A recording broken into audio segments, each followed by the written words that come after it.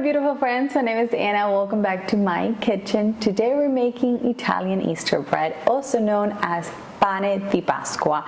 This is a sweet bread. It really reminds me very much of a brioche bread. It's almost identical in texture. It's kind of on the sweeter side, so it's perfect with butter or jam. It looks very festive and it's less complicated than it looks. So let me show you the ingredients you're going to need first so we can go ahead and get started. Here I have some all-purpose flour, salt, granulated sugar, milk, yeast, butter, lemon zest, and eggs. That is everything you're going to need for the actual bread. You're also going to need some additional ingredients. Easter dyed eggs. So I just grab a few hard-boiled eggs. I dye them with different colors and they look very, very fun and festive, but you can leave them white. And last but not least, you're also going to need an egg wash, but that's going to be a little bit later. The first thing I did was microwave my milk to 110 degrees Fahrenheit. This is very important because if your milk is not the right temperature, your yeast just won't foam and your bread won't rise properly. So you don't want your milk to be too hot, but you don't want it to be too cold either. So I'm going to add the milk to my stand mixer. To it, I'm going to add about a tablespoon of the sugar, and I'm going to sprinkle the yeast right on top. Now I'm going to let this foam for it's going to take about 5 minutes. In the meantime, I'm going to melt my butter. I'm going to do this in the microwave as well. My yeast is nice and foamy, exactly how I want it. If you see that your yeast is not foamy and doesn't look kind of like puffy, you can't continue with the recipe, otherwise your bread just won't rise. So you're gonna have to do it all over again. So you do want to make sure before you continue that your yeast is perfectly foamy. To this, I'm going to add my cooled melted butter. I'm also going to add the eggs.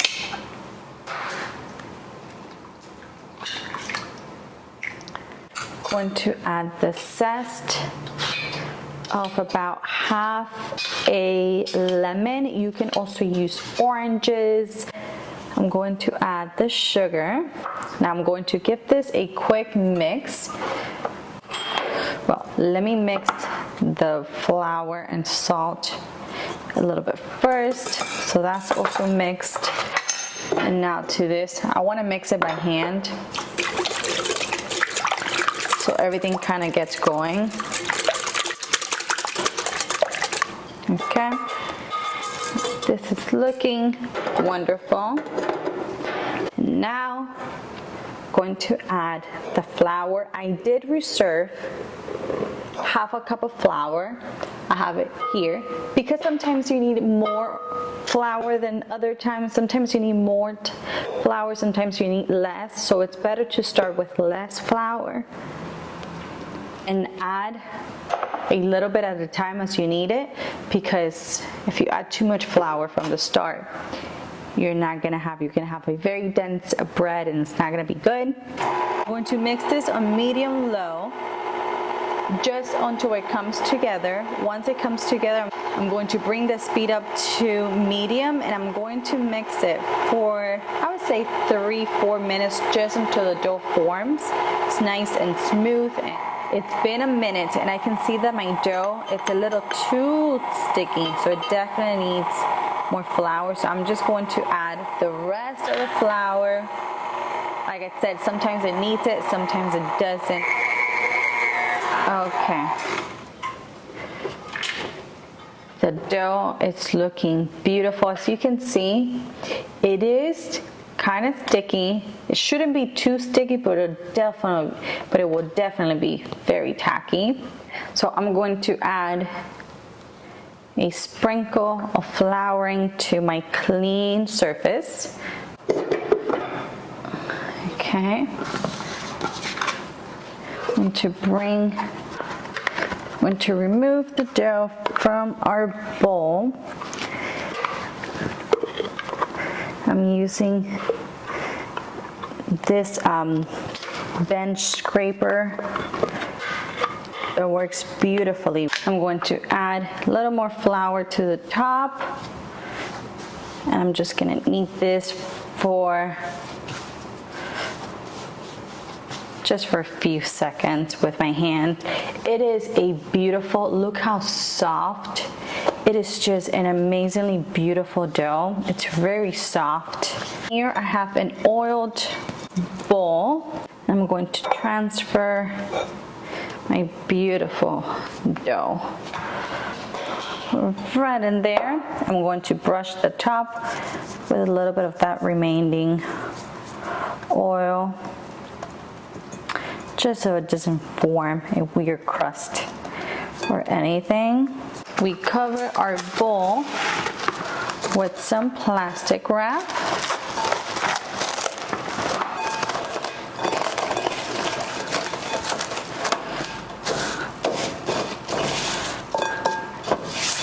Our beautiful dough has to rise in a dark, well, I wouldn't really say dark place, but it has to be a place where it's kind of warm. So I either like to pop it in my microwave or in the oven, and it's a perfect place for it to rise. You want it to double in size, so it's going to take about hour and a half. My dough has risen beautifully. As you can see, it has doubled in size. It was resting for an hour and a half. Now I'm going to punch it down, remove some of that air, and I'm going to add a little more flour to my clean surface. Make sure you're working on a clean surface, otherwise your dough is going to pretty much absorb anything and everything that's on the surface. Now this, I'm going to make it into some type of an even log. I'm going to cut this into 4 equal pieces. Something that looks like this. This is going to make 2 loaves, and I find that it's good to feed a few people because this goes very, very quickly. I think it's like one of the first things to go on the table. Here is what we're going to do. I'm going to put those 2 aside because we're going to work with one at a time. And now I'm just going to make kind of like a big rope, long one. But you want something that looks kind of like this. It's kind of hard to show you on camera because my work surface is not very big, but you just want to kind of like stretch it out. You want 2 equal size logs. And now I'm going to tie the ends, and very loosely I'm going to overlap each rope, if you want to call it, over the other one. Okay, you're going to end up with something like this. And here I have a, so you can see, a baking sheet lined with some parchment paper. I'm going to even it out. I have my dyed eggs ready to go. And now I'm going to open little.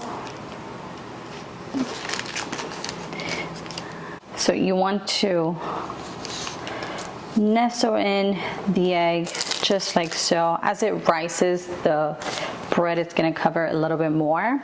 So I'm going to do 2 in this one because I ran out of eggs, of course. So this one's done. Now we have to cover it again with a clean kitchen towel, and I'm going to let this rise once again for about 50 minutes to an hour. So you want to put it back in a warm spot, let it rise, and I'll be right back to show you the next step. My bread has been rising for 55 minutes and they are looking beautiful. Now in here I have 1 egg beaten with a tablespoon of milk. You can use water if you want. I'm going to brush this all over the top very gently. You also want to start preheating your oven to 350 degrees Fahrenheit. And now I'm going to grab a little bit of sprinkles. I'm gonna add some sprinkles all over the top. You can add any sprinkles you like. Some really festive, like Easter bunny sprinkles would be really fun, but I couldn't find any at my supermarket. So some regular sprinkles will do. You don't have to add sprinkles if you don't want to, but come on. I think the difference between this one with the sprinkles and without the sprinkles is quite big in my opinion. I just really prefer it with. But you do you.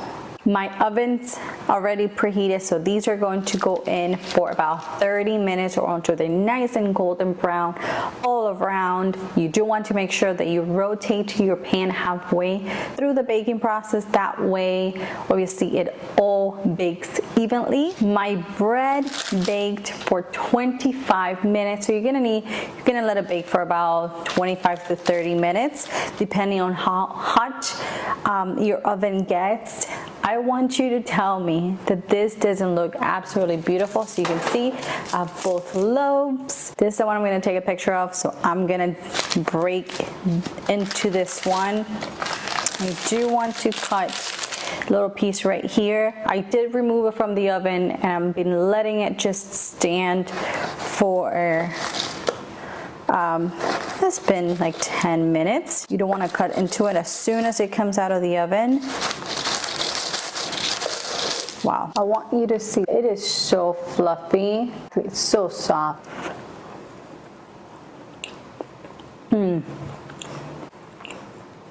It's incredible. It's like a sweeter brioche bun.